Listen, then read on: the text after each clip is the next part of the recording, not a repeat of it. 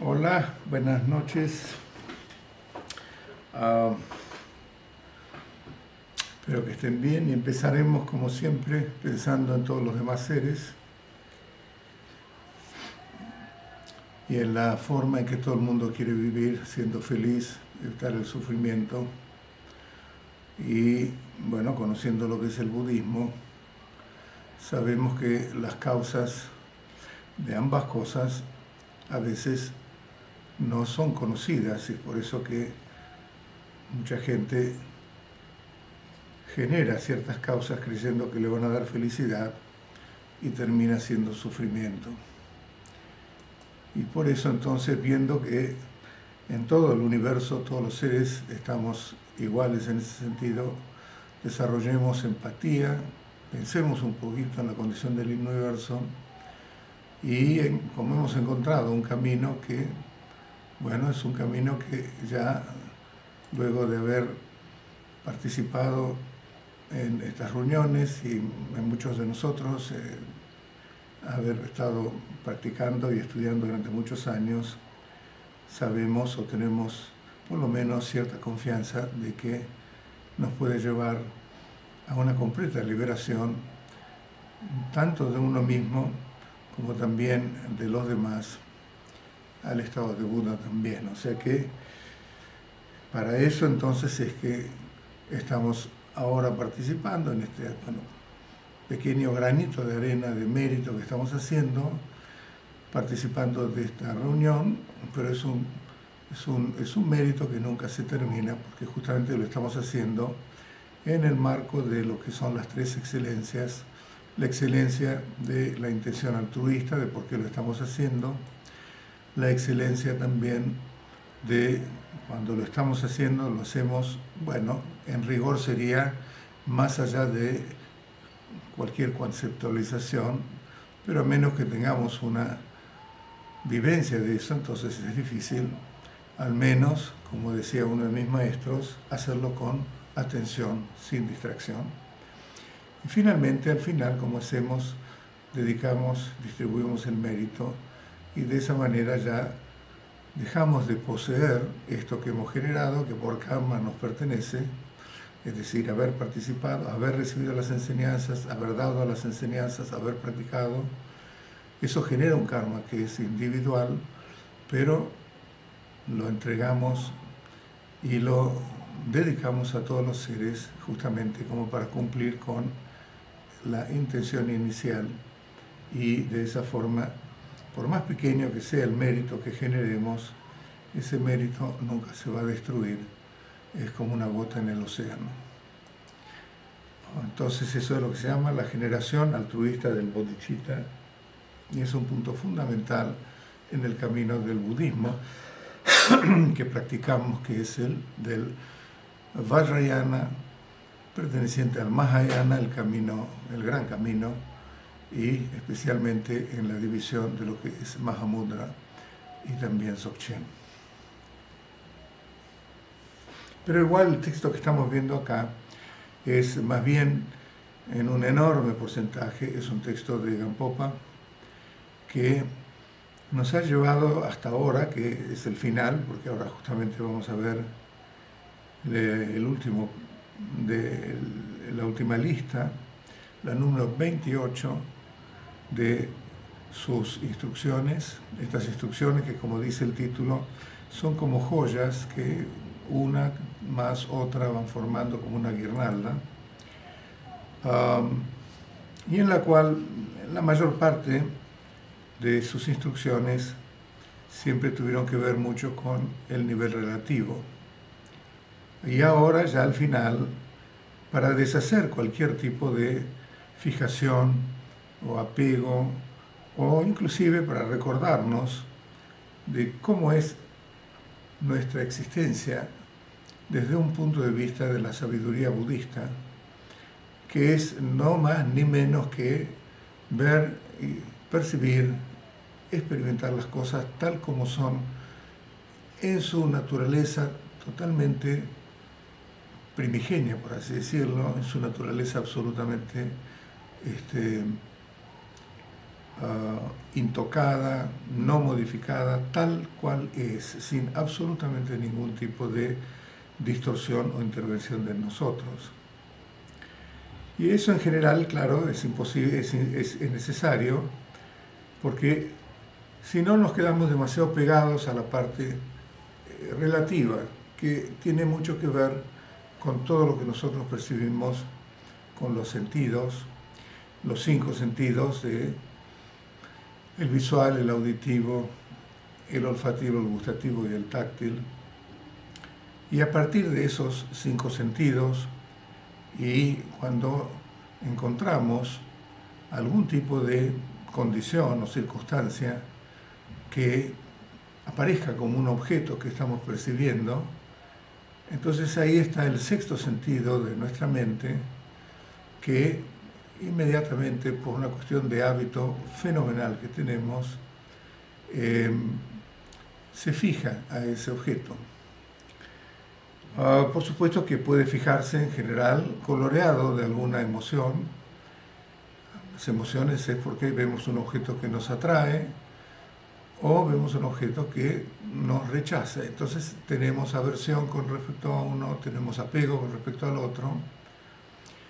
Pero antes que eso, de una manera muchísimo más inmediata y en cierta manera más fundamental, es la reificación que hacemos, que ocurre por el hecho de estar percibiendo todo en términos dualistas, de ver ese objeto como algo separado de nosotros.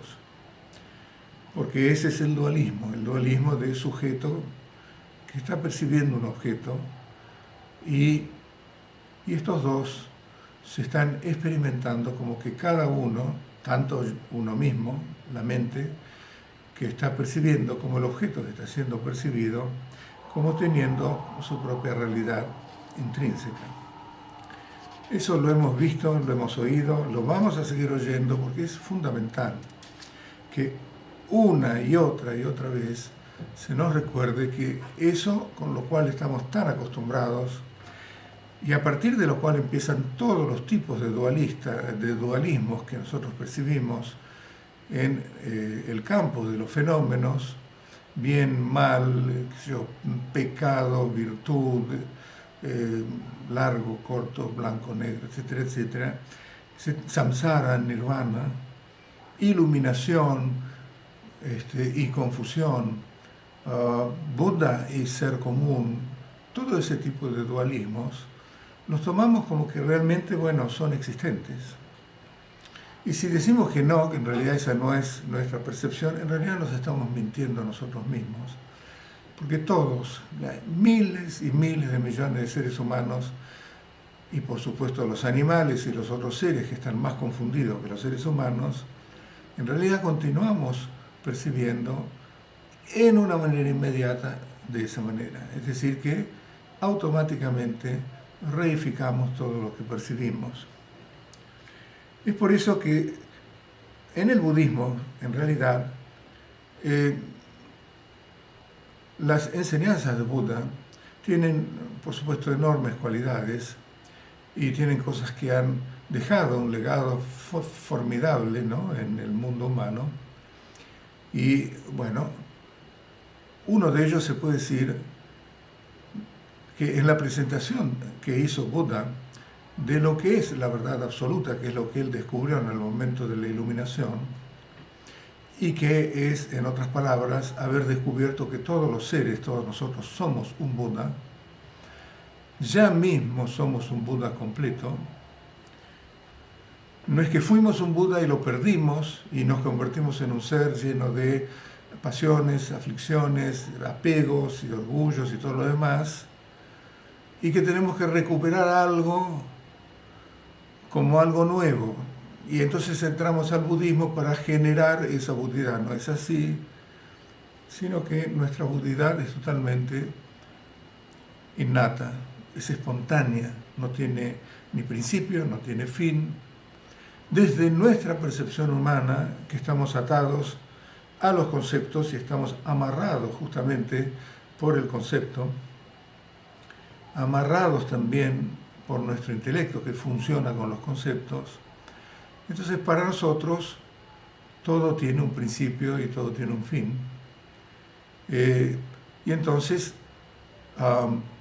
cuando accedemos a ese tipo de información de que somos esencialmente un Buda, naturalmente nos parece un poco extraño porque en nuestra concepción nacimos, vivimos, después morimos, no sabemos bien qué va a pasar después y tampoco sabemos bien qué había pasado antes, pero esa concepción de que hay algo que no nace nunca y que por lo tanto nunca nació, nunca va a cesar, porque todo lo que se origina, entonces en algún momento cesa, eso nos escapa un poco al intelecto.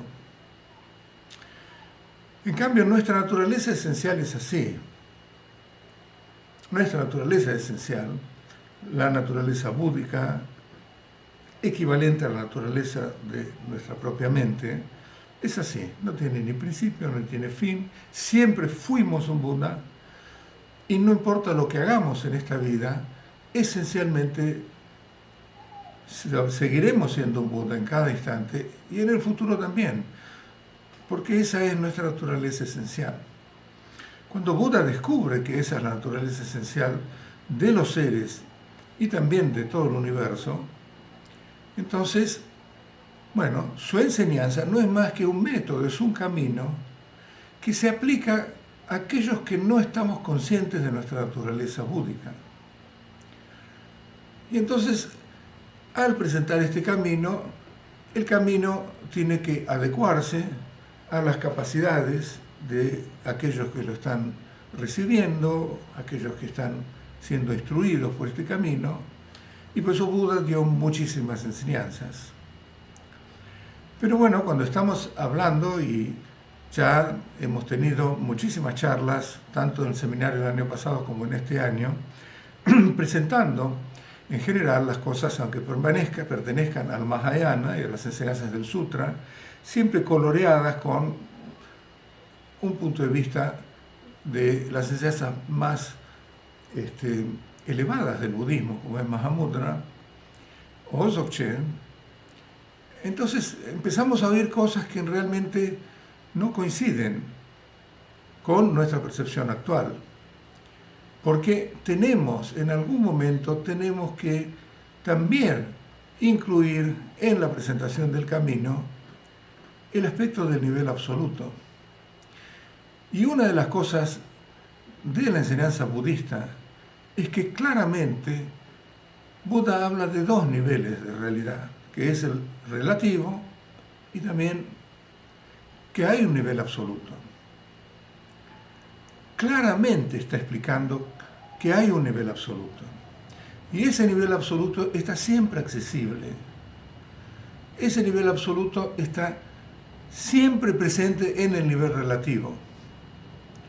Y debido a una confusión nuestra, debido a un malentendido nuestro, debido a que nuestra percepción está viciada por este tipo de equívoco, nosotros estamos totalmente enfrascados en un nivel relativo, sin ni siquiera una noción de que hay algo, un trasfondo en ese nivel relativo, que es el absoluto.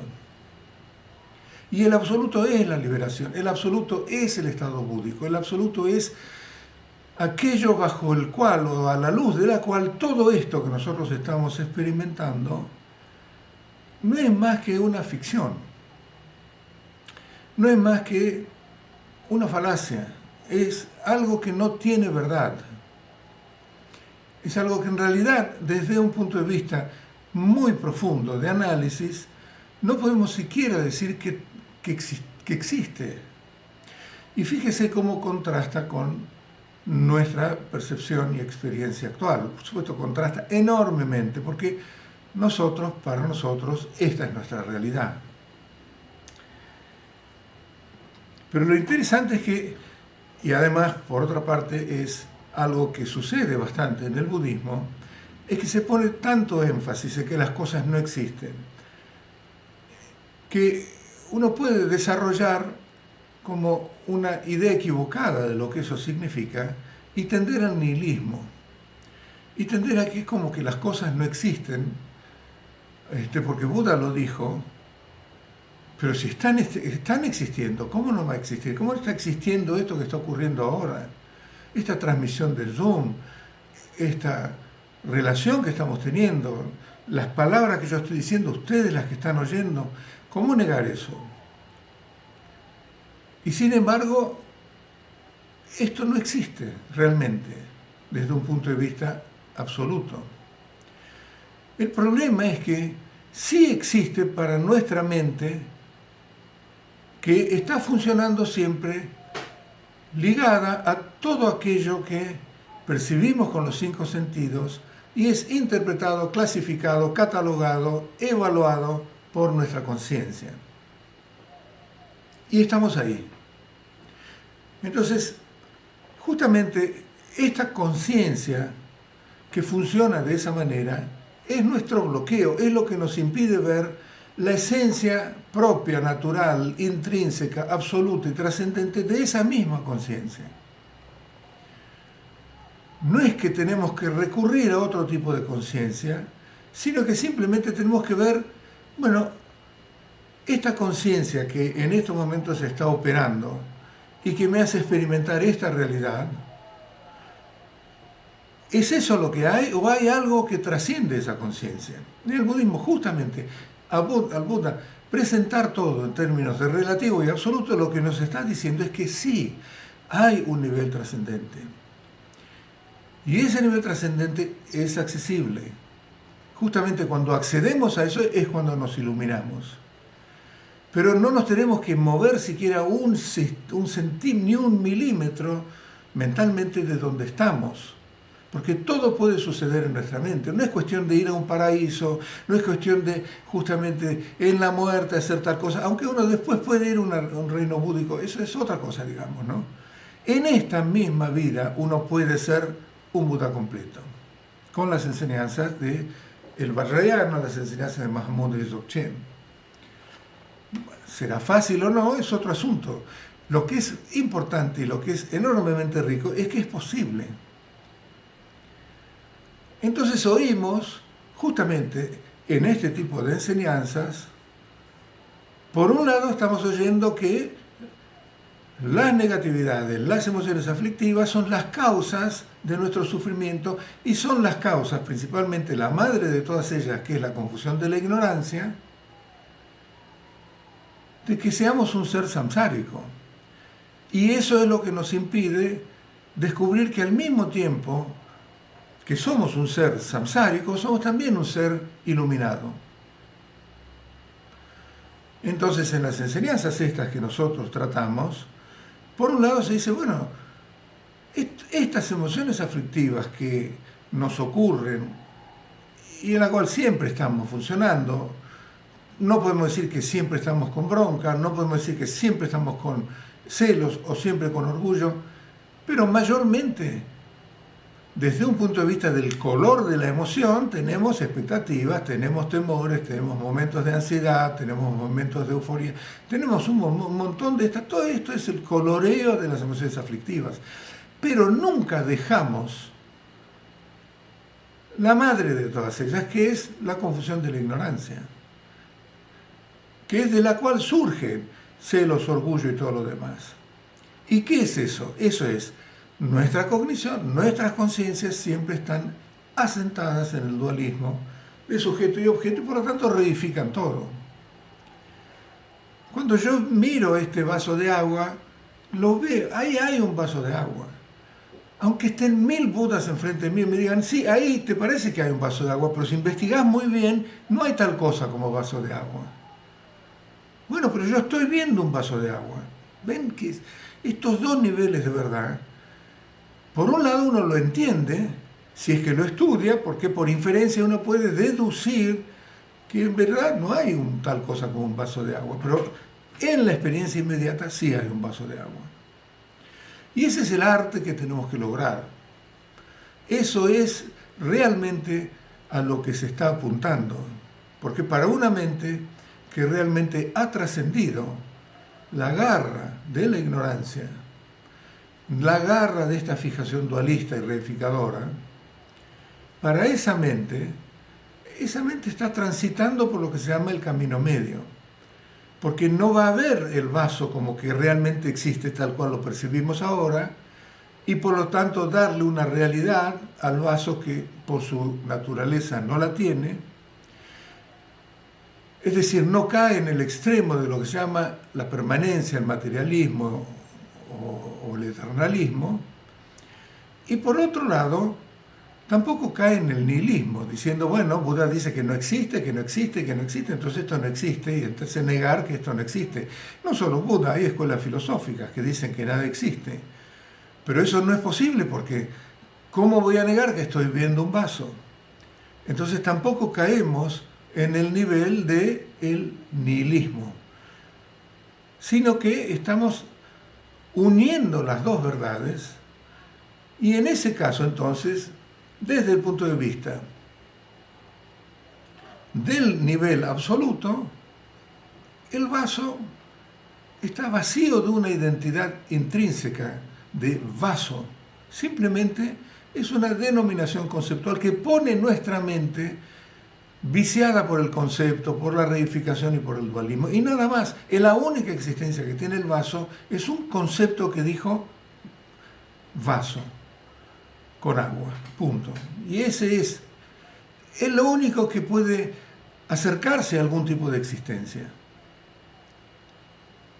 Porque en realidad cuando analizamos, no hay tal cosa como vaso, eso es lo que se llama la vacuidad. Está vacía de una identidad propia, intrínseca, que defina esto como un ente que existe, independientemente de cualquier cosa.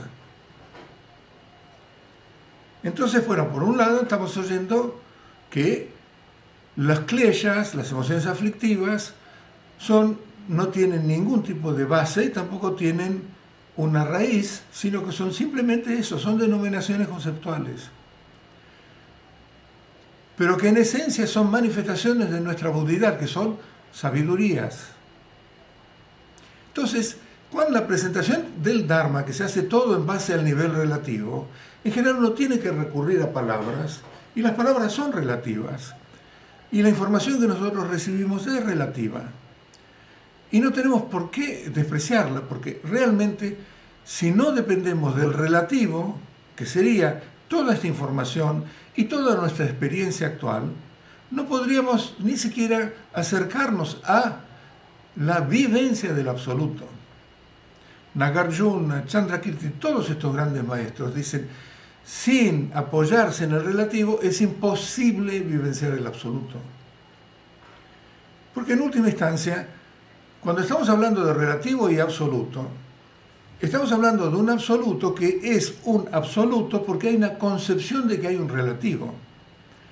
Pero el absoluto en sí mismo tampoco tiene una existencia real y concreta. Solamente existe en nuestra mente dualista, en el cual cuando hablamos de un relativo, tenemos que hablar de un absoluto, de algo final, algo último. Y en ese sentido, entonces, hay un absoluto y hay un relativo. Pero en el absoluto mismo, en realidad, no está esa dicotomía, no está ese dualismo. Solamente nosotros lo estamos introduciendo de esa manera. Entonces, y esto es lo que ha hecho Gampopa, en realidad. Gampopa utiliza muchas veces un punto de vista relativo y absoluto muy ligado al Mahayana. Y en el Mahayana el absoluto es la vacuidad, por supuesto. Eso para todos los yanas es la vacuidad, excepto el Theravada, que es una vacuidad parcial. Ya desde el Mahayana en adelante es la vacuidad completa. No hay ni un iota, ni una sola mácula de existencia en absolutamente nada, en samsara y en nirvana. No podemos decir que Buda sí existe y tiene una entidad intrínseca, no. Buda en su propia mente ni es Buda ni es no Buda. Buda trasciende completamente cualquier tipo de denominación conceptual. Nosotros somos una denominación conceptual.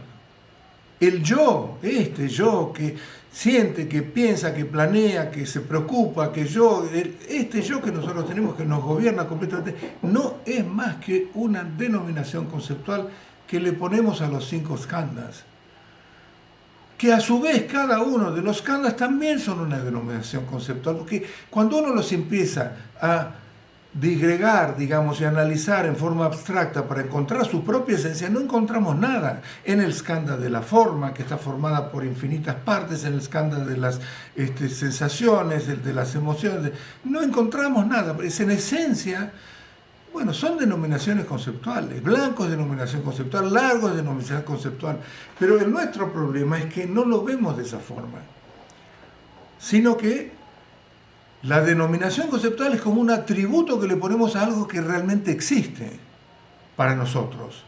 Y en el budismo se dice, no, ni siquiera la denominación conceptual existe.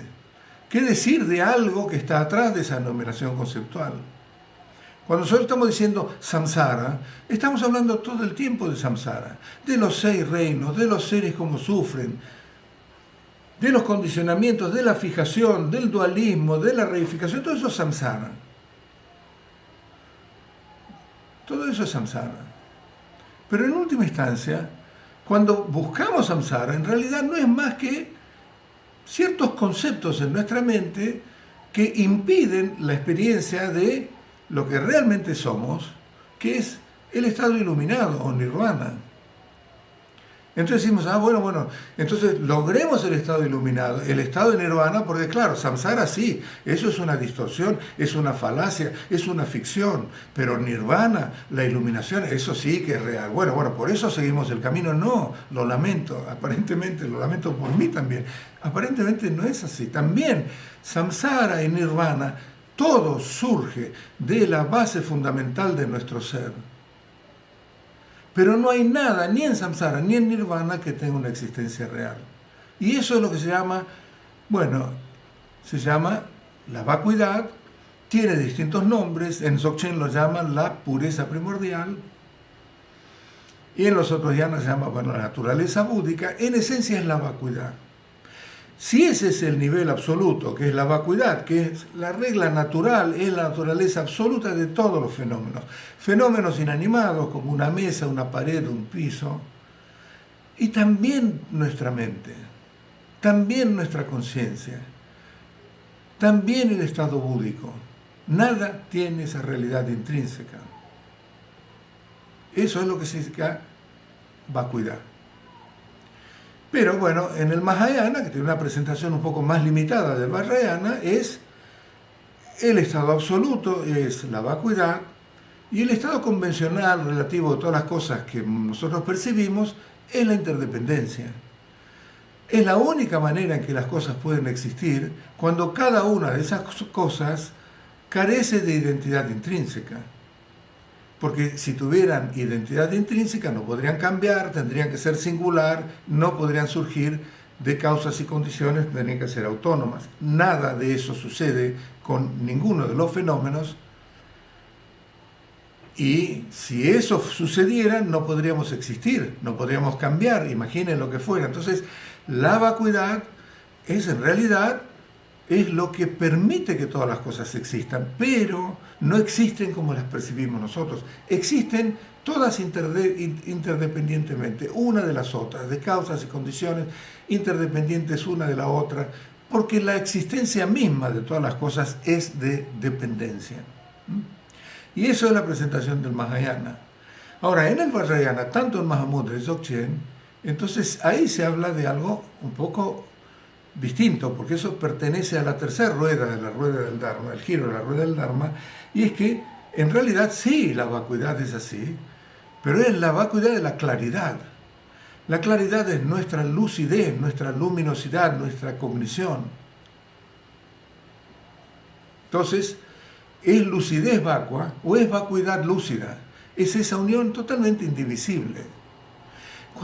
Cuando decimos Sungyug, que es la palabra que se utiliza en tibetano, uno piensa que son dos cosas que vinieron juntas. Teníamos la lucidez acá reificada y samsárica y todo este tipo de cosas que concretiza todo y que cristaliza todo, pero tenemos la vacuidad, que teníamos un cierto concepto. Entonces pusimos las dos juntas y produjimos algo que es dos cosas que pusimos juntas. Pero no es así. Subyug quiere decir que nunca estuvieron separadas. Podemos decir que el sol y los rayos del sol son rayos por un lado, sol del otro lado, y los ponemos juntos y logramos una uniformidad de dos entidades. No. Podemos decir que calor, fuego y calor son dos aspectos que ponemos juntos. No. Entonces, justamente nuestra claridad, nuestra cognición y su propia vacuidad son indivisibles. No es que en algún momento dejaron de ser indivisibles. Siempre son indivisibles. Pero en esa claridad, que está viciada por la ignorancia, entonces aparentemente, por confusión, justamente pertenece a la confusión, confundidamente cree que no es vacua. No quiere decir que en ese momento la naturaleza vacua desapareció. No. A lo que voy es que en todo momento las dos verdades son indivisibles. Entonces, en esta verdad relativa, convencional, que ocurre en el aspecto de la claridad, la lucidez, porque es ahí donde ocurre todo esto, ya que esto es cognición, percepción, emociones, sensaciones, etc. Todo eso pertenece a la claridad de la mente. En este momento todo se ve como todo concreto. Indivisiblemente de esta cognición que ve todo como concreto, está nuestra naturaleza búdica, está la vacuidad, está también la ausencia de realidad intrínseca. Es la misma energía de nuestra base fundamental del ser que se manifiesta en forma reificada por justamente ese tulpa, que es la confusión de la ignorancia. ¿Entiende lo que significa indivisible? En el momento en que se rompe el dualismo, que se rompe esa fijación dualista, no es que pusimos, traemos esa lucidez y de ahí traemos la vacuidad que siempre tuvo y las ponemos juntas, de ahora en adelante somos un Buda. No, se cayó algo que en realidad era un equívoco. Y ahí se ve que nunca dejamos de ser un Buda. Ahora mismo, lamentablemente no somos conscientes de eso, sí. Lamentablemente, pero nunca dejamos de ser un Buda. Ahí se ve cómo indivisibilidad, cómo funcionan estas dos verdades en unión. Es tremendamente profundo la enseñanza de Buda. Y bueno, entonces por eso, Gampopa, después de muchísimos consejos que tienen que ver con que uno tiene que apreciar la naturaleza de la existencia humana, uno tiene que también practicar lo positivo y lo negativo y después hacer cosas y cultivar la devoción, cultivar el amor, cultivar la compasión, todo ese tipo de cosas. Ahí nos trae, acuérdense que en realidad de lo que realmente se trata es del nivel absoluto. Si no vemos el nivel absoluto y estamos funcionando solamente en el nivel relativo, el Dharma relativo, las enseñanzas relativas, no vamos a poder liberarnos. Podemos desarrollar una enorme compasión. Practicamos los 4 inconmensurables, Tonglen, los 7 puntos de entrenamiento de la mente, todo ese tipo que son prácticas, por supuesto, muy efectivas y necesarias y también extraordinarias. Y entonces por ahí sentimos una enorme compasión, una enorme devoción que nos hace llorar, que nos hace poner los pelos de punta y todo eso. Y entonces tenemos por ahí, somos más reacios de incorporar el asunto de que, sí, esa compasión está ahí, y esa intensidad de compasión está ahí, esa intensidad de devoción está ahí, pero no tanto. Es decir, las cosas están, pero al mismo tiempo no están. Ese al mismo tiempo no están es justamente recordar el aspecto de la verdad absoluta. Que de vuelta no es algo que traemos de cualquier lado, está en esa misma compasión el aspecto de verdad absoluta. El hecho de que nosotros lo experimentemos de esa manera es porque nuestra cognición está distorsionada, pero es la misma cognición iluminada que deviene en esta compasión tremenda o en esta devoción tremenda, o también en cualquiera de las emociones aflictivas, ¿no? Entonces, por eso es que también Gampopa al final, bueno, nos dice, recuerden todo esto, porque estamos haciendo muchísimas cosas en el camino, no se queden enfrascados en el nivel relativo. Traten de incluir constantemente por lo menos un recuerdo del nivel absoluto. Y por eso, bueno, nosotros que somos practicantes laicos, tenemos meditación formal, pero en realidad la mayor parte de nuestra existencia la pasamos en posmeditativo. En meditación formal es un poquito más fácil, porque si uno descubrió especialmente la naturaleza de la mente o tuvo algún tipo de vivencia de la vacuidad, como no hay muchos estímulos y demás, uno puede asentar, puede hacer que la claridad, crezca, que tenga más lucidez vacua, etcétera, etcétera. Pero en el día a día, cuando estamos hablando, cuando estamos teléfono, cuando hacemos cálculos, cuando hacemos un programa, lo que fuera, es un poco más difícil. Entonces, una de las primeras instrucciones es veamos todo como una ilusión y como un sueño. ¿Por qué? Porque las cosas no tienen base y no tienen raíz. Son totalmente libres de base y de raíz. Son una ficción, por más reales que se nos aparezcan a los sentidos y a nuestra cognición. Está bien, en este momento no lo percibimos de esa manera, pero ahí está el valor del estudio, ahí está el valor de tomar enseñanzas y reflexionar para por lo menos a un nivel de convicción intelectual tener ese soporte, ese apoyo de que no coincide con mi percepción, pero la verdad está ahí, está en el apoyo. Mi percepción es la cuestionable, no la sabiduría búdica. Hasta ahora, es decir, cuando uno entra en el budismo, encuentra que la sabiduría búdica es tan distinta que en nuestra percepción habitual, que en realidad lo cuestionable es la enseñanza búdica. Buda dice, sí, cuestionen lo que quieran, ¿no? Pero luego de cuestionar, luego de estudiar, el objetivo es que lo que cuestionemos es nuestra percepción, que solamente está asentada de una forma tan formidable por hábito, y nada más que por hábito, por repetir y repetir y repetir. Cada vez que yo percibo este vaso como que existe, estoy repitiendo, estoy fortaleciendo mi percepción realista, reificadora. ¿Se dan cuenta cómo funciona? Cada pensamiento que tengo que me distraje, un granito más para fortalecer un esquema habitual que yo tengo, que está siempre presente. Esta vida, la anterior, desde infinitas vidas, hemos generado hábitos hacia la reificación. Por eso es que se ha vuelto tan formidablemente potente que nuestra mente, que tiene un poder fenomenal, en nuestra percepción, da solidez a las montañas, da liquidez al agua y percibe todo un mundo como real, como separado y todo lo demás.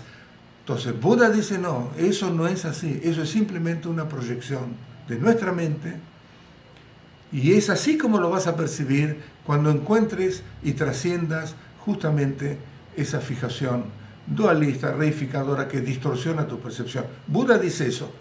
Por ahora es cuestionable lo que dice Buda.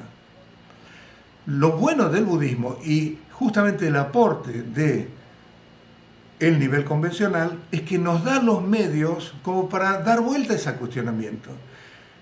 Y llega un momento en que decir que lo que yo cuestiono es mi percepción, no lo que dijo Buda, porque lo que dijo Buda es realmente un conocimiento fehaciente, es convincente, es razonable, está sustentado por el razonamiento, no es fe ciega. Y en base a eso, entonces, yo me doy cuenta de que lo único que sostiene mi creencia actual son hábitos y nada más. Lo único que en lo que me baso para darle realidad a las cosas, es en una denominación conceptual y nada más. Si yo digo, acá hay agua, es una denominación conceptual mía, con mi karma humano, que percibe esto como el agua, como todos mis seres humanos parecidos.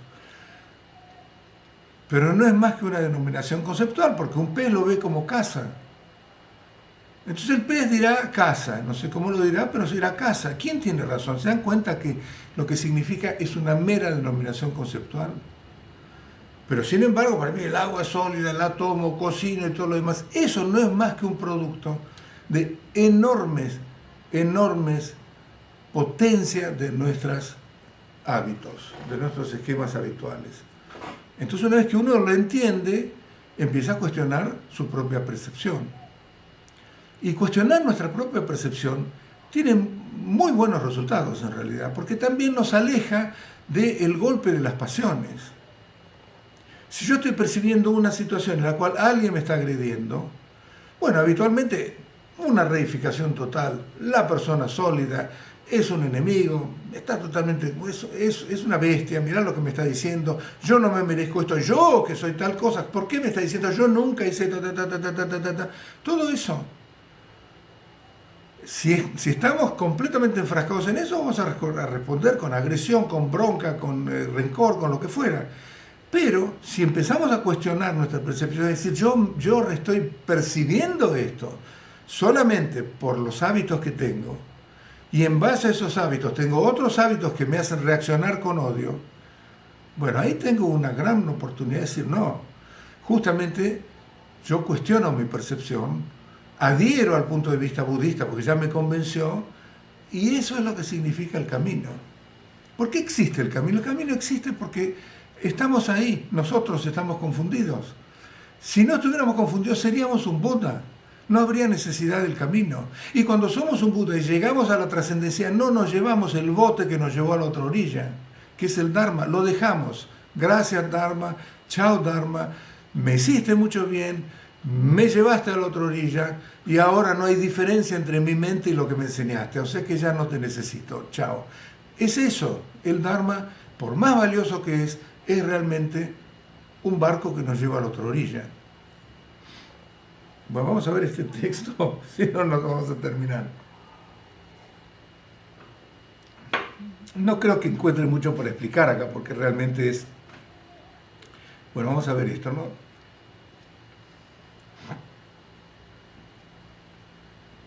Dewa Chenpo Lunchi Trupe Chuchu. Ni Semchen Tamchi ki Semchi Rinshin Chukur Nepe Dewa Chenpo Lunchi Trupe. Acá hay dos palabras importantes que se van a repetir. Lunrup o Lunchi Trupa. Eso es lo que significa. Es importantísima esta palabra. Algo que ocurre sin esfuerzo, en forma espontánea.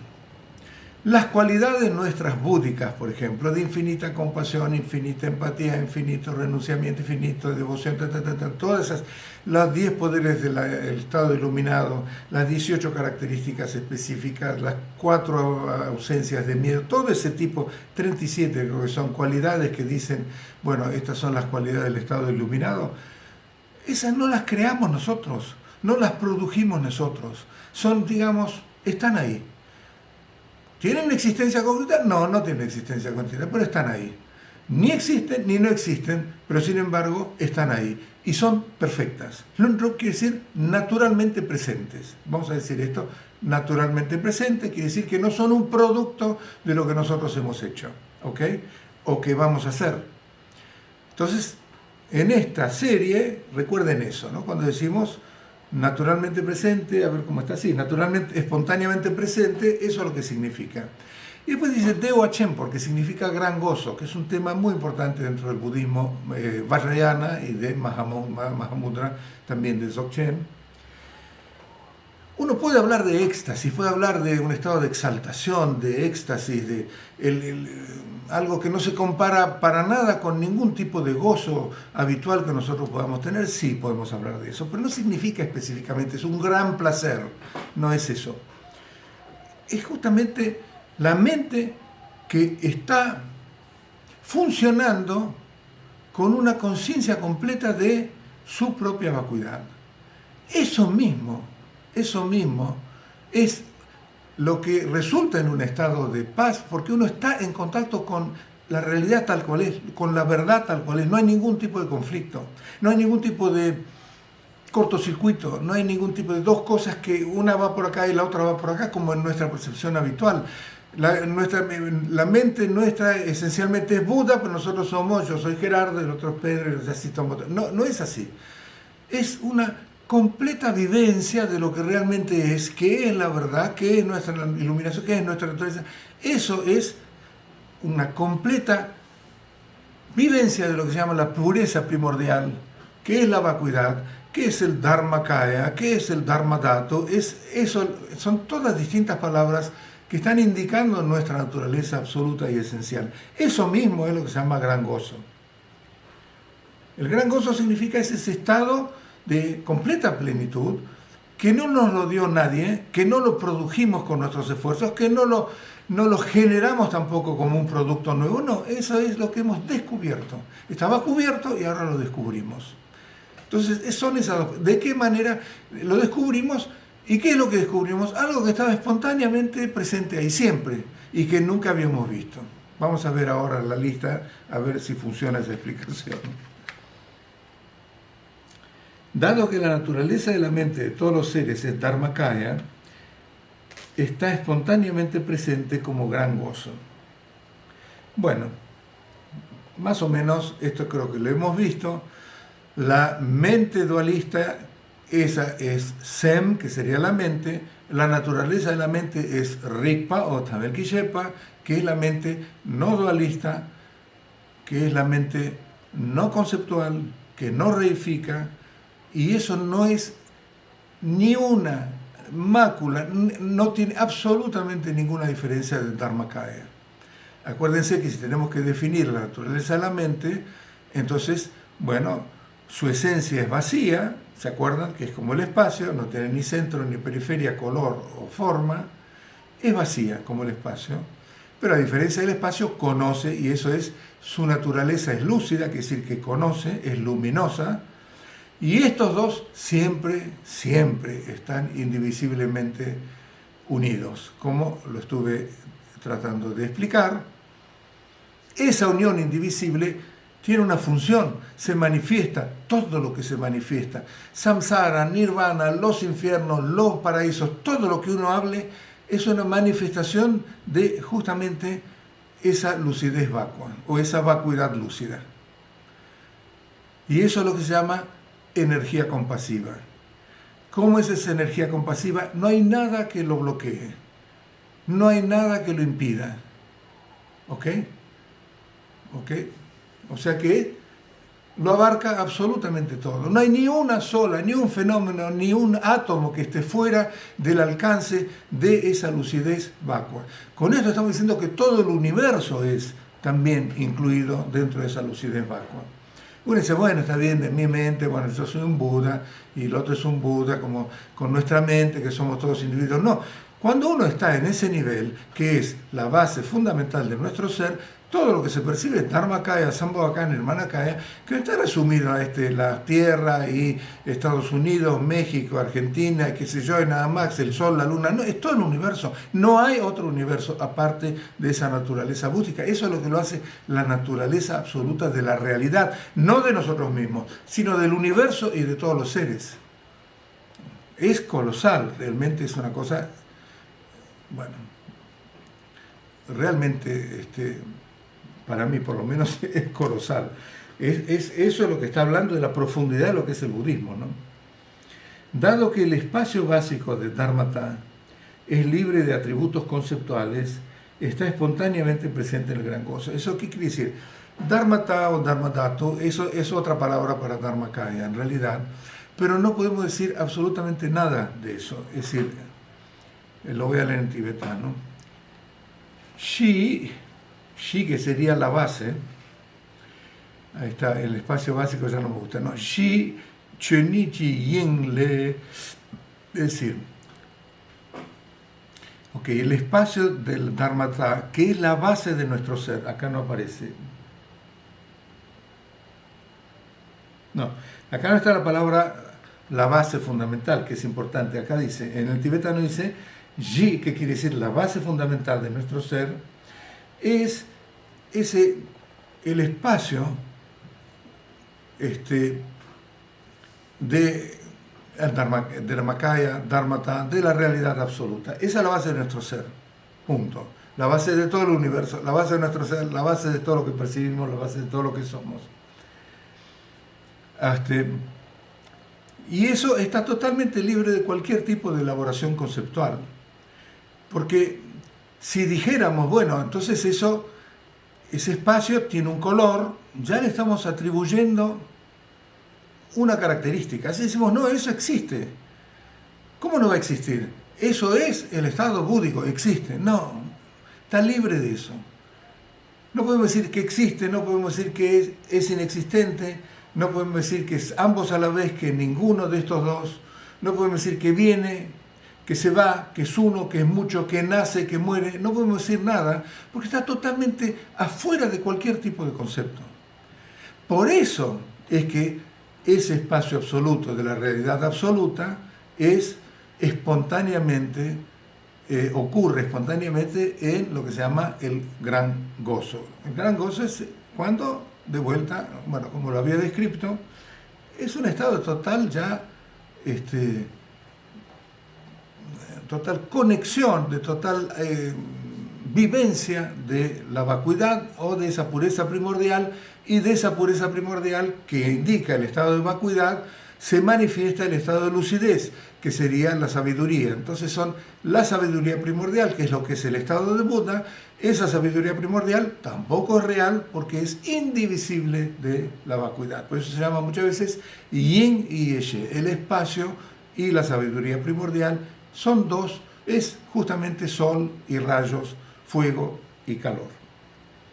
Dado que la realización de la mente sin limitaciones, que la vivencia de la mente sin limitaciones, que trasciende los conceptos, está libre de elaboraciones mentales erradas, esta vivencia está espontáneamente presente como gran gozo. Y eso, a ver, en tibetano es Tadrel londechi topala choriki truepa mepe dewachen por longitud.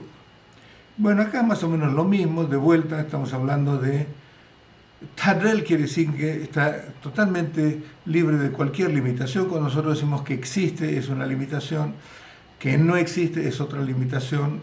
No hay nada que podamos decir, es como el espacio. ¿Podemos decir que existe el espacio? No. ¿Podemos decir que no existe el espacio? Tampoco. El espacio es una analogía muy muy buena para todo este tipo de sin limitación. ¿Podemos decir que el espacio tiene 450.000 millones de kilómetros? No, el espacio es el espacio. Podemos decir que el espacio es hasta acá y que después en mi mano ya no hay espacio y después sigue el espacio. No, el espacio lo abarca todo. ¿Ven cómo el espacio rompe un poquito el esquema conceptual que nos amarra? Londek topa, eso es, Tadrel quiere decir sin ningún tipo de limitación. Londek significa que trasciende los conceptos. De vuelta, es más o menos lo mismo, es decir, no lo podemos pensar, no lo podemos describir con palabras. Simplemente trasciende nuestro intelecto. Eso es lo que significa. Y eso es la realización. Cuando tenemos esa vivencia de la ausencia de limitaciones, y además estamos más allá del intelecto, porque nuestra mente funciona con esa sabiduría primordial, bueno, ahí no hay ningún tipo de preferencia, no hay ningún tipo de, sesgos. No es que yo me inclino más por nirvana que por samsara. Yo quiero la iluminación, pero no quiero samsara. No, uno ya está más allá de eso. Es decir, que en realidad ha trascendido también cualquier tipo de preferencias o parcialismos. Y tanto samsara como iluminación, tanto samsara como nirvana, uno ha trascendido eso.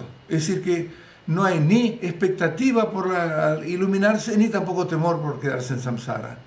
Eso es la vivencia, cuando uno tiene la vivencia de que está más allá de las limitaciones, ¿no? ¿Qué dice? Y está más allá de las palabras, del pensar, del intelecto, ¿no? Cuando uno tiene esa vivencia, ¿qué es lo que ocurre esa vivencia? Esa vivencia no tiene absolutamente ningún tipo de parcialismos, no tiene ningún sesgo, no tiene ninguna preferencia. Eso justamente es lo que significa el gran gozo, ¿no? Y ese gran gozo es justamente lo que es. Eso es lo que significa Lunrup, espontáneamente presente. ¿Ok?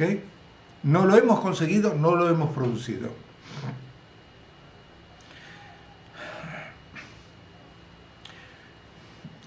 Dado que la experiencia libre de actividad mental carece de puntos de referencia, está espontáneamente presente como gran gozo.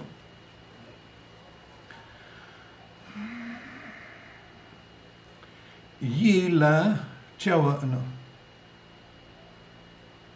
Sí.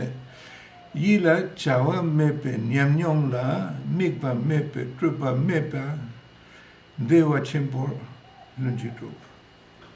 Entonces, vamos acá. Y la chawa mepe nyamnyong. Acá dice, cuando en la experiencia que nosotros tenemos, la experiencia de práctica, la experiencia, eso ya trasciende el conocimiento conceptual, ¿no? Está la teoría, el conocimiento intelectual, después está la experiencia, que es algo más sutil, puede ser más intuitivo, y después está la verdadera vivencia, que ya no cambia. La experiencia puede cambiar, pero cuando nuestra experiencia, acá está diciendo, ¿no? No es una experiencia que haya sido un producto de nuestros procesos mentales, ¿no? Nosotros podemos tener una experiencia que es producto de nuestro proceso mental, un producto de nuestra mente. Acá está medio mal traducido, me parece. Libre de actividad mental. No es libre de actividad mental. Acá, yi la chawa mepe niamnion. Sí, es una experiencia que está libre de intrusión, digamos, dentro de esa experiencia de cuestiones mentales, que la puedan fabricar, que la puedan modelar, que la puedan formar. Es decir, que es simplemente una experiencia que no está afectada por lo que es nuestra mente normal, SEM, o el intelecto. En ese tipo de experiencia, entonces no hay ningún tipo de referencia, punto de referencia o punto focal. Cuando hablamos de que hay un punto de referencia, en ese caso ya tenemos que olvidarnos de que esa conciencia que está operando enfocada en algo, ahí tiene un punto de referencia. Está el sujeto que se enfoca en el objeto. Sea que digamos un foco, que digamos como, ¿cómo se llama? Cuando le apuntamos a un blanco, ¿no? Un blanco, cuando le apuntamos a un blanco con una pistola, por ejemplo, ese blanco, no sé qué otra palabra habría, ¿no? Pero entonces cuando tenemos un foco, cuando tenemos un blanco, cuando tenemos un punto de referencia, eso automáticamente implica una fijación. Y ahí en ese momento desapareció la vacuidad. No desapareció la vacuidad, desapareció nuestra experiencia de la vacuidad. Por acá lo que está diciendo es que en ese tipo de experiencia que no está afectada por las elaboraciones mentales, ¿ok?, que no la condicionan, que no la forman, no hay puntos de referencia. Y cuando eso sucede, ahí no hay ningún tipo de construcción conceptual, de que vino, que se fue, que existe, que no existe, que es uno, que es mucho, que es nada. No hay construcción conceptual. Eso mismo, justamente, ese tipo de experiencia, justamente por esas características de que carecen cualquier tipo de elaboración conceptual, eso es también el gran gozo espontáneamente presente, ¿no? Es otra manera de decir, bueno, son distintas formas de cómo percibimos estas cualidades que acá las asocia con gran gozo, sin que gran gozo significa que estamos eufóricos y que estamos celebrando y lo que fuera. Es decir, basta eso, basta no tener una cognición que tenga punto de referencia o que esté focalizada, porque eso significa que se volvió reificada nuevamente. Bueno, eso también es gran gozo. La ausencia de eso es gran gozo. ¿Ok?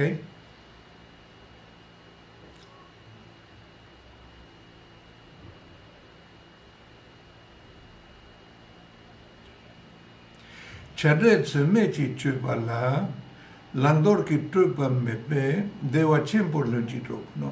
Acá, bueno, dado que la conducta de no de esfuerzo carece de las elaboraciones de aceptación y rechazo, esta conducta está espontáneamente presente como gran gozo. Quiere decir que acá en general nosotros cuando hablamos de conducta Y bueno, hay un montón de reglas, entonces hay cosas para aceptar, otras cosas para rechazar, hay que conducirse practicando virtud y evitando algún tipo de acción negativa, o cuando surge un pensamiento, entonces tenemos que hacer tal cosa o tal otra. Pero en realidad el camino de Mahamudra, el sendero de Mahamudra, se puede resumir en: está libre de aceptación y rechazo. Es decir que, ¿por qué es eso? No es porque uno está indiferente y está como una especie de bobete que pasan las cosas, entonces ni las acepta ni las rechaza. Cuando uno ve que todo lo que surge carece de base, porque no hay ningún fundamento que lo sostenga, que no surge de raíz, porque evidentemente es totalmente libre de raíz, que sí que no existe, que es simplemente una proyección de la mente confundida y no otra cosa más. Cuando lo percibe de esa manera, pensamientos, sonidos, vistas, sabores y todo lo demás, ¿no? En ese caso, entonces, lo que está percibiendo la naturaleza de las cosas. No hay nada que aceptar, ni nada que rechazar, porque simplemente es como que uno está viendo un mirage, uno está soñando y sabe que es un sueño. ¿Por qué rechazarlo? Porque si nada está pasando ahí. Empezar a pegarse al sueño porque estás soñando algo muy lindo, bueno, eso pasa cuando no lo ves que es un sueño. Pero cuando estás viendo que es un sueño, no hay nada para aceptar ni nada para rechazar. Más o menos esto es algo que podría indicarnos cómo sucede esto. Entonces acá lo que está diciendo es, ahora vamos a la conducta. Antes hablamos de la experiencia, la experiencia tiene que ver un poco con la meditación, etc. Ahora estamos hablando de la conducta. En la conducta, en realidad, nuestra conducta habitual, hay un montón de normas, samayas, un montón de votos y compromisos que hemos tomado, un montón de cosas, pero claro, eso es cuando nuestra mente está funcionando en términos dualistas. Y en esos términos, claro, en esos términos también funciona el karma y por lo tanto vamos a practicar lo bueno y evitar lo malo, etcétera, etcétera. Pero cuando en realidad estamos hablando de nuestra mente natural, bueno, ¿cuál es la conducta absoluta, por así decirlo, dentro de esa mente natural? Pues si estamos hablando de conducta, esa cualidad también tiene que estar, una conducta iluminada, por así decirlo. Entonces lo que acá dice es Chadrel. Chadrel quiere decir, es una conducta sin acción y sin esfuerzo, ¿no? En esa conducta que está libre de acción, que quiere decir que no es deliberada, que no tiene intención, que está totalmente espontánea, porque es la conducta, lo que lo define, la conducta absoluta. No es que ahí tiene Buda, tiene que empezar a pensar, bueno, ¿qué voy a hacer acá? Voy a ver cómo reacciono con esto. Nagarjuna decía tal cosa, no, mejor esto no, lo otro no. Si hago esto, por ahí reacciona mal, lo otro no. No, justamente cuando se habla de la sabiduría que todo lo logra, es que inmediatamente la acción surge en forma espontánea y en forma impecable. No hay nada que la pueda superar. Justamente porque eso es parte de lo que es esta conducta de la que estamos hablando, que está libre de, es decir, no hay acción, no hay esfuerzo, y esa es la conducta.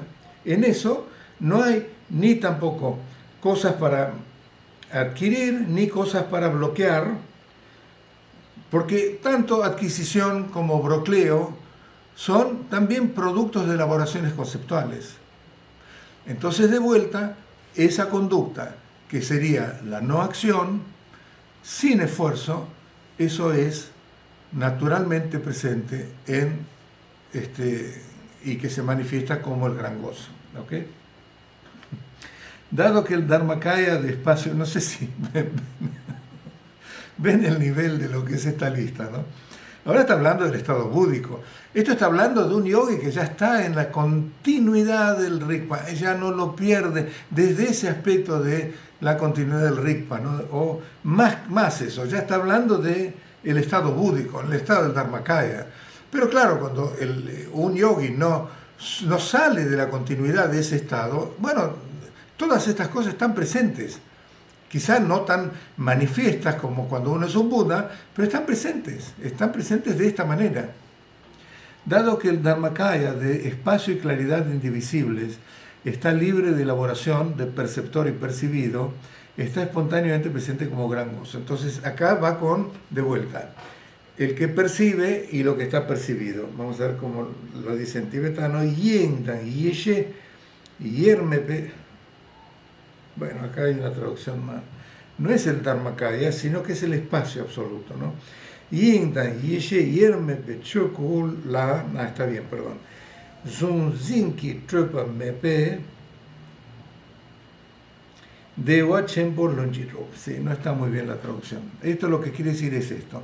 Tenemos Yin. Yin habla siempre de la pureza primordial. Pureza primordial significa la vacuidad. Miremoslo como lo querramos medir, la vacuidad es fundamental dentro de todo este esquema que sostiene por qué estamos definiendo algo como que consideramos como que es el estado iluminado. Si no hay una vivencia de la vacuidad, olvídalo, ya estamos como un ser común. Seremos muy compasivos, seremos muy buenos, seremos fantásticos, pero nos quedamos en samsara. O sea que realmente la vacuidad, y verdaderamente cuando uno ve todas las enseñanzas del Buda, desde el Theravada hasta las más altas de Dzogchen y Mahamudra, todas las enseñanzas del Buda tienen que tener algún aspecto de vacuidad. En el Theravada es limitado, el Mahayana es total y en el Vajrayana ya forma parte de la lucidez, de la luminosidad, etc. Pero todas están como un hilo conductor. Le sacamos el hilo conductor de la vacuidad y ya no es enseñanza del Buda. Es así. Entonces, yin quiere decir vacuidad. Pero vacuidad, muchas veces se habla de la vacuidad de la mesa, la vacuidad del vaso, la vacuidad del zoom, la vacuidad de... Esas son cosas dinámicas, todos tenemos vacuidad, también la mente tiene vacuidad. Pero eso es en términos filosóficos, vacuidad. Pero en términos de experiencia de la persona que está practicando, y acá está hablando de eso, ¿de qué manera se experimenta la vacuidad? Es ese espacio.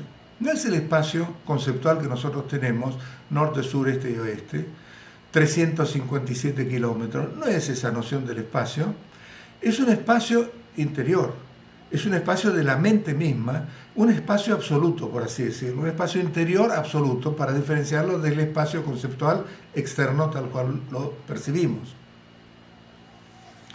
Yin y Yeshe, que significaría la sabiduría primordial, no son distintos. Yin sería el aspecto de la vacuidad y Yeshe es el aspecto de la luminosidad, que es como el brillo de esa vacuidad, que se manifiesta como cognición, como lucidez, como luminosidad. Entonces Yin y Yeshe no son distintos, son esa unión indivisible, no unión, son esa indivisibilidad de la que hablé. ¿Okay? Esa indivisibilidad no es otra cosa que el Dharmakaya, y es lo que está diciendo acá. Yin y Yeshe Yerme Pechuku es el Dharmakaya en el cual están inseparables el espacio absoluto y la sabiduría. ¿Ok? Ahora ya llegamos a ese Dharmakaya. No hay otro Dharmakaya. Si hablamos de Dharmakaya, estamos hablando de luminosidad vacua, vacuidad lúcida, como quieran llamarlo. Es decir, eso es Dharmakaya. Ahí no hay dualismo de sujeto y objeto. No hay un sujeto que se apegue o agarre o aferre a un objeto, y no hay un objeto que está siendo fijado, digamos, por un sujeto. Eso es la fijación dualista. En ese Dharmakaya, entonces, no existe la fijación dualista. Esa fijación dualista no es otra cosa que una construcción conceptual que nosotros hemos hecho a partir de la ignorancia. Entonces, como no está esa construcción conceptual, de la cual surge el dualismo de sujeto y objeto, y ese dualismo de sujeto y objeto, esa construcción conceptual está ausente en el Dharmakaya, esa ausencia es el gran gozo espontáneamente presente. Wow. Dado que en el Sambhogakaya dado que el Sambhogakaya de autoexistente compasión está libre de las elaboraciones de nacimiento y muerte, cambio y transmigración, ese Sambhogakaya está espontáneamente presente como gran gozo. Tuje ranchungi longkula kieshi ponjutki tropa mepe Devachen por Lonchitrupa. Acá está siempre, está diciendo, en realidad, cuando hablamos de nacimiento, cuando hablamos de muerte, cuando hablamos de transmigración de una vida a la otra, que hay cambios, todo eso no son más que estas construcciones, elaboraciones conceptuales que nosotros hacemos. Y está usando eso para describir aquello que está presente en nuestra cognición samsárica, pero que está ausente justamente en el estado de Dharmakaya, el estado búdico. ¿Ok? Entonces, acá está diciendo, cuando no hay elaboración conceptual de nacimiento, de muerte, de transmigración en el Sambhogakaya, en el Sambhogakaya, en el cual la compasión es autoexistente, no es algo que se hizo, se construyó, sino que en el cual la compasión es autoexistente. Entonces el Sambhogakaya de compasión autoexistente, en ese Sambhogakaya de compasión autoexistente, no existen esas elaboraciones conceptuales de nacimiento, de muerte, de transmigración. Está totalmente más allá. Acuérdense que el Sambhogakaya está inseparable del Dharmakaya. El Dharmakaya manifiesta su brillo en forma de Sambhogakaya. ¿Ok? Entonces, como está ausente esa elaboración conceptual de nacimiento, etcétera, etcétera, esa misma ausencia es lo que significa el gran gozo espontáneamente presente en el Dharmakaya. Esa misma ausencia es el gozo. Dado que el Nirmanakaya de compasión que se manifiesta por sí misma está libre de elaboraciones que forman la experiencia dualista, está espontáneamente presente como gran gozo. Ahora vamos al Nirmanakaya. Tuju Vanshanki Truku Ni Nang Ducheki Trupa Mepe Deva Chempur Lonchitru. Bueno, acá vamos al tibetano, está mejor, que la traducción está media fulena. Ahora hablamos del Nirmanakaya.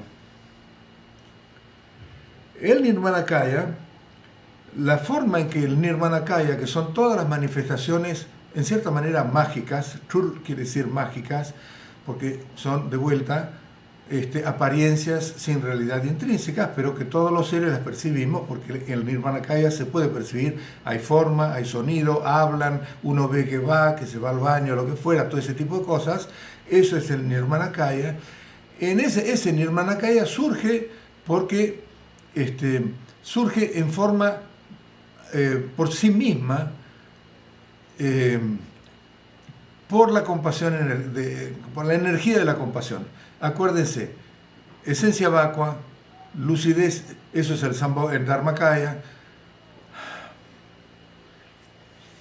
naturaleza lúcida, eso es el Sambhogakaya, y la energía compasiva, que no tiene impedimento y que todo lo abarca, eso es el Nirmanakaya. Entonces la energía compasiva se manifiesta sin impedimento, que sí que se manifiesta por sí misma frente a los demás seres, y en esa manifestación, ¿ok?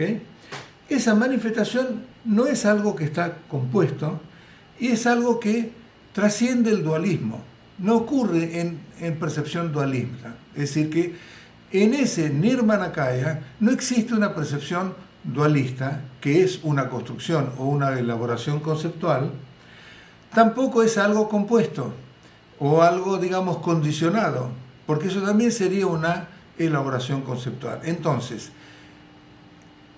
como no existe o no está esa elaboración conceptual que da lugar a una percepción dualista y también condicionada en el Dharmakaya, en el Nirmanakaya compasivo que surge por sí mismo, esa ausencia de esa elaboración conceptual, eso mismo que deviene o que termina siendo en la ausencia del dualismo y todo lo demás, eso es lo que significa el gran gozo espontáneamente presente.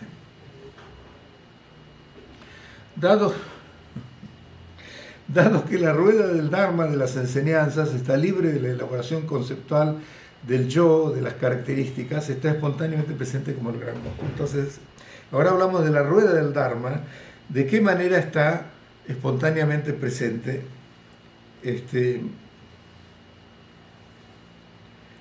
Tempa. Chuki korlola data semetrupa mepe dewa chempo lonchitrupa. Acá, da quiere decir ego, quiere decir self, en realidad quiere decir identidad, ¿no?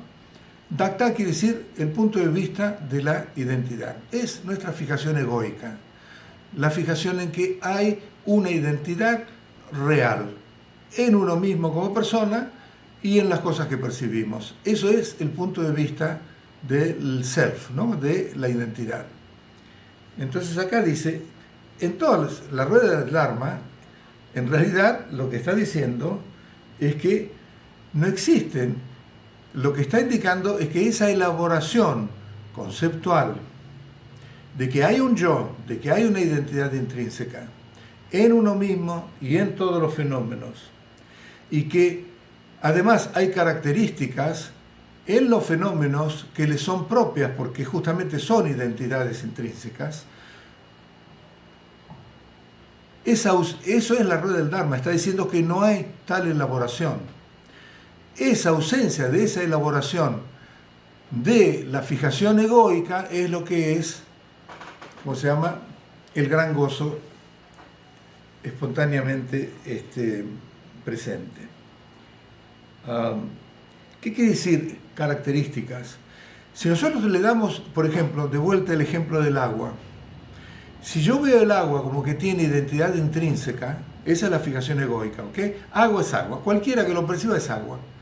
Entonces las cualidades del agua, que para un ser humano son que moja, que podemos cocinar, que podemos lavar, todas las cualidades, esas características del agua, también definen al agua.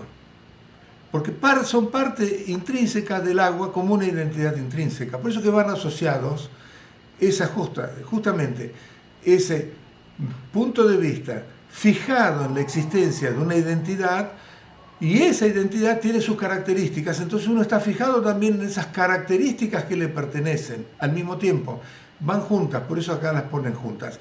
Esa elaboración conceptual que deviene en ese tipo de fijación no está en la mente natural. Esa ausencia de elaboración conceptual que produce eso, justamente esa ausencia es lo que es el gran gozo espontáneamente presente. Y esta última, hemos llegado a la última del texto, dado que la actividad compasiva sin restricciones está libre de limitaciones de tiempo e interrupciones, está espontáneamente presente como el gran gozo. Entonces, tseme tuji tinlela junchedu me tsi junche du tsigmebe Dewa Chempor Lunji Drup. Teni Dewa Chempor Lunji Drupe Chochui no. Ok. Bueno, esto lo que significa, de vuelta acá tenemos, la actividad compasiva nuestra tiene restricciones. Claro que tiene restricciones. Me cansé. No me contestó bien. No lo voy a ayudar más. Tiene todo tipo de restricciones. Tenemos un límite de cuán compasivos vamos a ser. ¿Tiene interrupciones? Sí, tiene interrupciones. ¿Cómo no? Ayer estuve una semana sirviendo a todos los demás y con una compasión fantástica. Hoy me tomo libre. O de pronto me encontré con alguien que me empezó a atacar, a insultar o lo que fuera y perdí la compasión con este ser. Tiene interrupciones. La actividad iluminada de un Buda no tiene esas interrupciones. Es un flujo constante, un fluir constante de esa compasión que está libre de interrupciones, ¿no? Entonces dice, no tiene ninguna restricción porque no tiene parcialismos. No es que tiene más compasión a uno y menos compasión al otro. Esta es totalmente irrestricta. Eso es lo que lo hace que basta como el espacio. No está limitada por el tiempo tampoco, porque no es que a veces la tiene y a veces no actúa, sino que constantemente es como una manifestación constante de actividad iluminada de acuerdo con las circunstancias que la están requiriendo. Y no es que Vajrasattva dice, bueno, ya no, hoy purifiqué a 300.000 millones de personas, ahora me tomo un descansito. No, constantemente está a disposición la actividad iluminada de Vajrasattva, la actividad iluminada de Manjushri, la actividad iluminada de Buddha Shakyamuni. La actividad iluminada no tiene restricción de tiempo, no tiene restricción de espacio, no está interrumpida. Eso mismo es justamente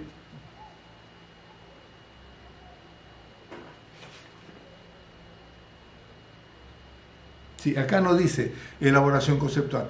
Esas mismas características de la actividad iluminada, eso es el gran gozo espontáneamente presente, ¿no? Estas fueron las 10 cualidades espontáneamente presentes como gran gozo.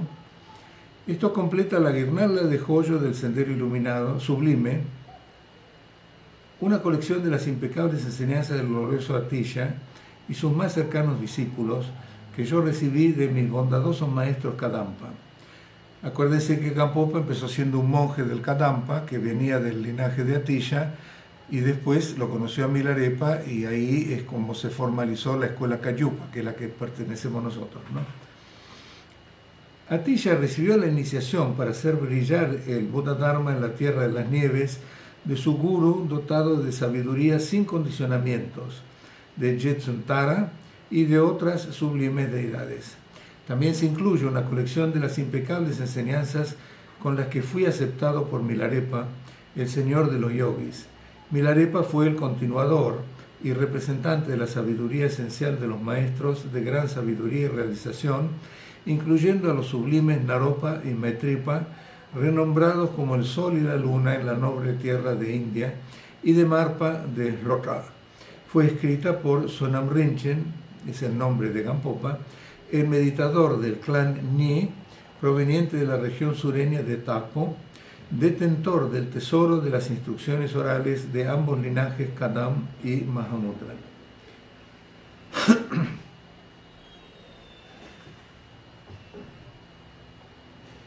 Bueno, voy a leer el resto. Nuestro maestro Gampopa dijo una vez: a las personas en el futuro que tengan devoción por mí y que sientan tristeza por no haberme conocido, por favor lean la guirnalda de joyas del sendero sublime, la joya de la liberación y mis otros escritos. Eso será equivalente a haberme conocido personalmente. Por lo tanto, todos los que sienten devoción por nuestro maestro Gampopa deben esforzarse en difundir estas enseñanzas.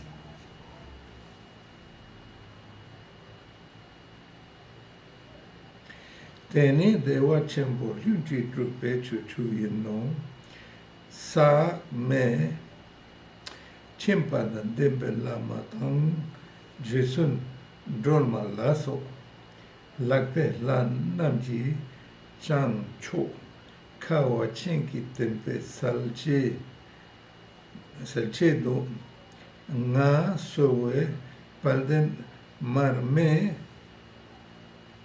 marmeze yapseti sunjun trima mepa nam kadampe lama kutrinchen namla topadam kyakar pakpe yuldo ne da tarar trakpe kencho narope matripa nidan marpa lotsa trapa la sope kepa Trob namje tuki chusin jetsunchi gelbo mila repa jesu sunwe sung trima mepa nam cho chitu dupe lam cho rinchen trenwa che chawa ka cha niki dambe je chang shar takbo shar takbo ni gom sun ni sabatabbo sunam rinchenki tripa zo so. Ok. Con eso recibieron el long, recibieron también unas explicaciones de este texto hemos llegado al terminar el seminario de 2021. Yo empiezo a viajar ahora, por suerte, ya que se están levantando las restricciones, sé que van a haber interrupciones.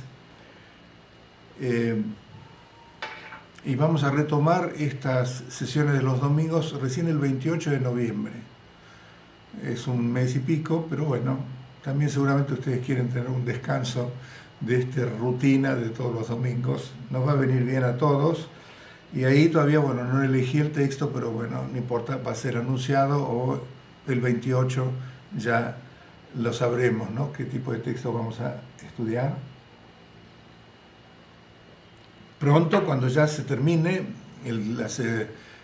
las cabinas están por terminarse, están en los últimos detalles, y la estupa también, no falta mucho.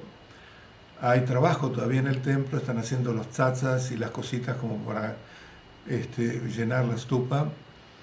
Una vez que se termine ese trabajo y lo antes posible, vamos a retomar los sábados de práctica intensiva, esas jornadas de práctica intensiva que hicimos solamente una vez, porque se acuerdan que inmediatamente después vino esa, ¿cómo se llama? Volver a fase 1, lo que se llamaba, y no pudimos continuar. Como ya no hay prácticamente restricciones, no vamos a poner tampoco restricción en el número de participantes. Lo vamos a anunciar cuando se reanude eso en el WhatsApp de la Sangha, y los que están interesados y quieran saber pueden ir escribiendo, que vamos a hacer una lista para avisarles, ¿no? Porque no vamos a avisar o sea, hay muchas listas y va a ser difícil difundirlo a todo el mundo, ¿no? Bueno, esos son los planes de aquí a un próximo futuro. Y ahora, bueno, vamos a ver algunas preguntas que se hizo un poco tarde.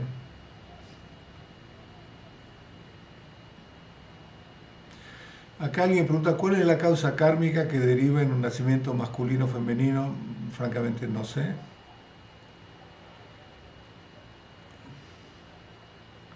El camino ayuda a llegar a la síntesis, pero podría ser que alguien alcance esa síntesis en forma natural. No es imposible, es altísimamente improbable, porque es muy difícil. Estamos tan establecidos en este esquema habitual de nuestro intelecto que por empezar no sabemos cómo hacer para salirnos. Entonces necesitamos una guía. Es como decir, bueno, tenemos que ir a algún lugar, pero sin preguntarle a nadie. Ir a Mozambique, pero sin preguntar a nadie, directamente por nuestra propia averiguación interior, ni siquiera mirar un mapa, por ejemplo. Entonces eso es muy difícil.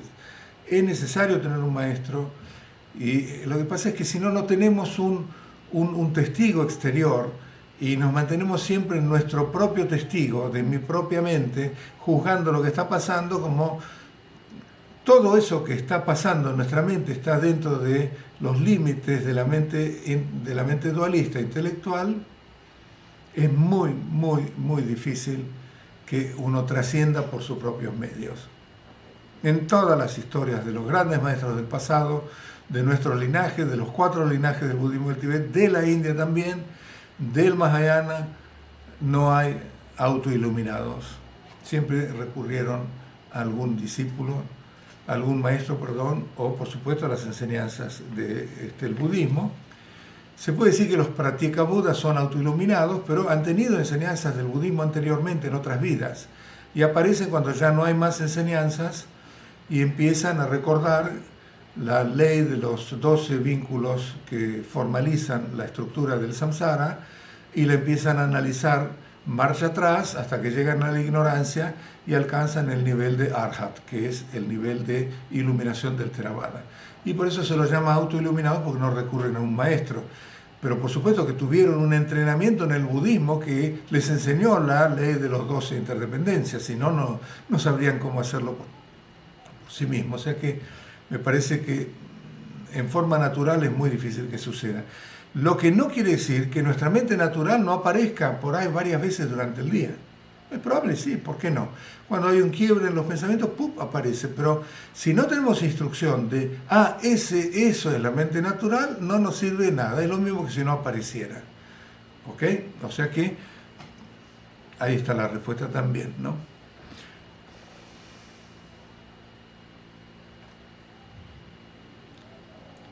Vamos a ver esta otra.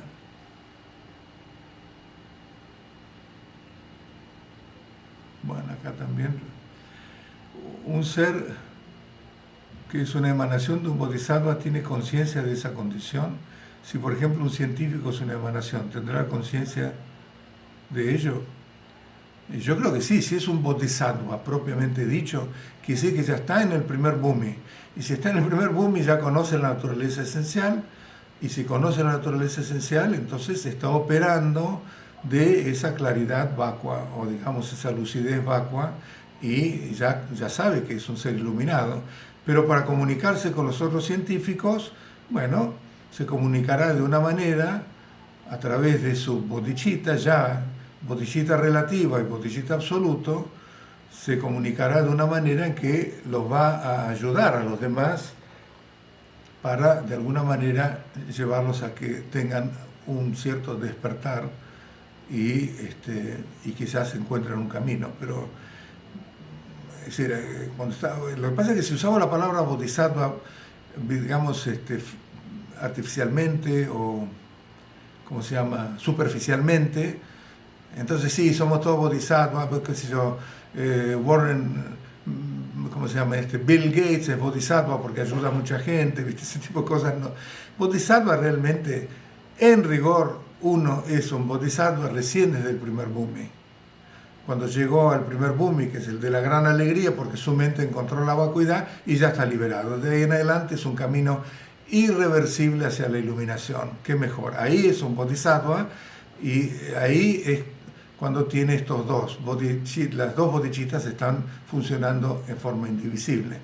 Nosotros somos aspirantes a bodhisattvas. Y en ese caso, yo no sé si es lo que me estás preguntando, si un bodhisattva, si es un bodhisattva propiamente dicho, claro que sabe que es un bodhisattva, yo creo que sí, lógico. Acá me piden las palabras de Buda: mi cuerpo ilusorio apareció ante seres ilusorios para mostrarles un camino ilusorio que los llevará a la iluminación ilusoria, ¿no? Ok, eso es, acuérdense de estas 4 líneas porque son fantásticas, ¿no? Bueno, acá las correcciones del texto de Campopa no son tan importantes, realmente hay tanto ahí y no las fui corrigiendo y la verdad es que no tengo planeado, porque supongo que cuando en el futuro pues yo no los fui corrigiendo acá. Ven que cuando los voy leyendo y los voy explicando me doy cuenta que podría mejorarse, pero eso me va a llevar bastante laburo, tengo muchas otras cosas en el plato en este momento. No niego que en algún momento las corrija, pero no es el momento.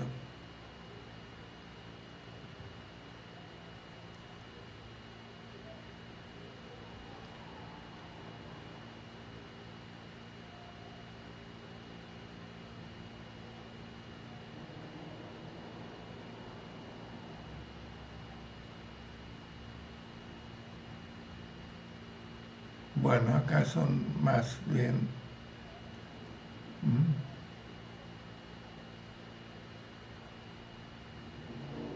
Bueno, muchos agradecimientos y les agradezco los agradecimientos.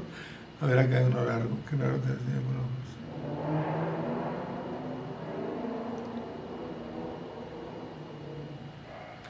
Bueno, a ver, voy a contestar una que estaba antes que...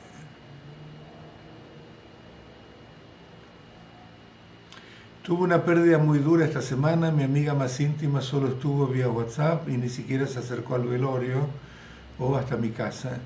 ¿Cómo podría yo no querer rechazarla en este momento tan duro? Me cuesta ser tan piadosa con quien no es compasivo. No sabemos si no es compasiva la persona. Por ahí, no sé cómo contestarte. Es decir, ya hemos hablado bastante de no depender tanto de la respuesta de las otras personas.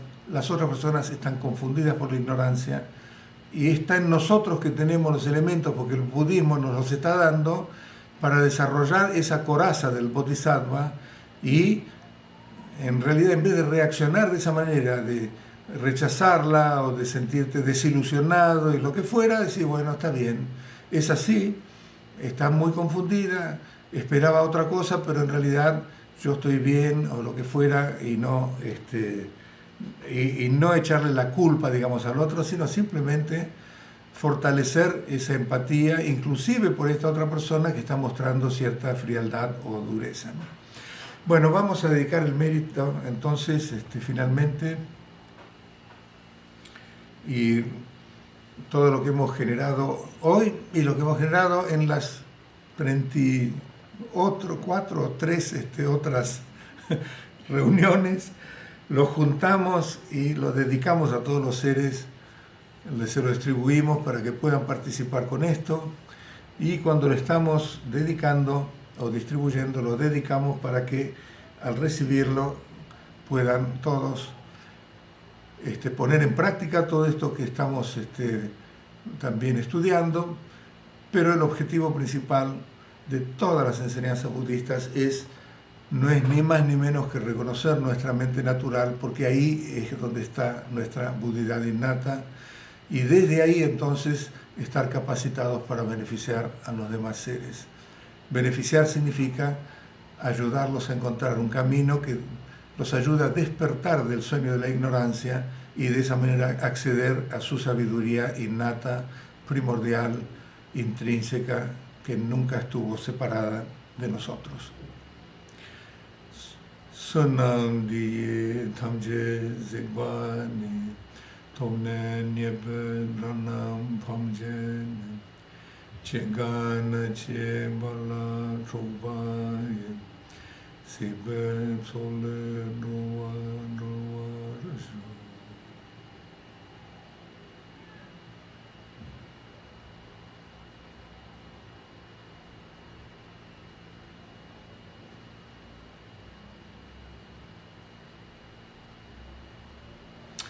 Bueno, que la pasen bien en esta separación y nos vemos pronto. Un mes y pico pasa muy rápido. Chao a todos.